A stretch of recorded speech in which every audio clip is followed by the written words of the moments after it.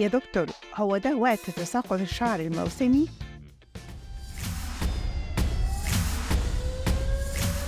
هل في حاجة اسمها تساقط شعر موسمي؟ أيوة بالتأكيد في تساقط شعر موسمي، بيحصل عادة في تغيير الفصول، وخصوصا من الانتقال من فصل الصيف إلى فصل الخريف والشتاء.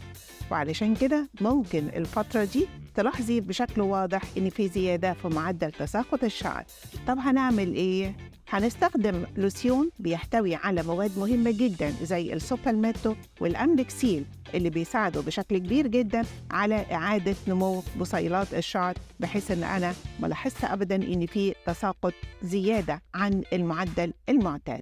مش بستخدم بس علاج موضعي، لازم العلاج يكون من بره ومن جوه. وعلشان كده هناخد supplements مهمة جدا، لازم تكون تحتوي على البيوتين، ويكون بتركيز من 4000 إلى 8000 مايكروجرام لكل يوم. يبقى علشان نكتب روشتة هنكتب فيها توب هير بلس لوشن من انفينيتي، هنستخدمه مرة واحدة كل ليلة، وهنكتب معاه انفتين جامس مرة إلى مرتين في اليوم.